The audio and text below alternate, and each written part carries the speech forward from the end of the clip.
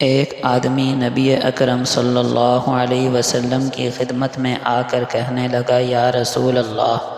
اجر و ثواب کے لحاظ سے سب سے بڑا صدقہ کون سا ہے؟ آپ صلی اللہ علیہ وسلم نے فرمایا، وہ صدقہ جو تم صحت اور سلامتی کی صحیح حالت ہوتے ہوئے دو، اور تمہیں خود بھی اس کی حاجت ہو، اور تمہیں فقر و غربت کا ڈر بھی ہو، اور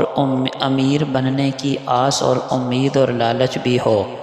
اور تم صدقے کو ٹالتے ٹالتے اس وقت تک نہ لے جانا کہ جب آخری وقت آ جائے اور تم کہنے لگو کہ فلاں کے لیے اتنا اور فلاں کے لیے اتنا،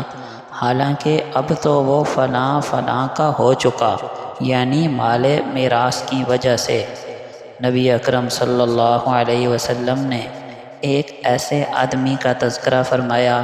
جو لمبے سفر سے آیا، اس کے بال بکھرے ہوئے ہوں، اس پر گرد و غبار پڑی ہو، وہ آسمان کی طرف ہاتھ لمبے کر کے کہے، یا رب، یا رب، اور یوں دعا کرے جب کہ اس کا کھانا حرام کا، پینا اور لباس حرام کا، حرام ہی اس کی غذا ہے، پھر اس کی دعا کیسے اور کیوں کر قبول کی جا سکتی ہے؟ صحیح مسلم۔ اس سے پتہ چلا لقمہ حرام کھانے والے کی عبادات مردود کر دی جاتی ہیں۔ جب دعا جیسی عبادت جو تمام عبادات کا مغز ہے وہ مقبول نہ ہوئی تو دیگر عبادات کیسے مقبول ہوں گی؟ لیکن اس کا مطلب یہ نہیں کہ خدا نخواستہ کوئی حرام کمائی میں مبتلا ہو تو وہ نماز پڑھنا چھوڑ دے،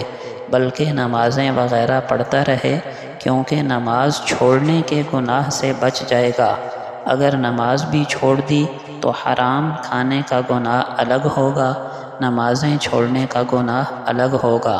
اگر نمازیں پڑھے گا تو نماز چھوڑنے کے گناہ سے بچے گا، اگرچہ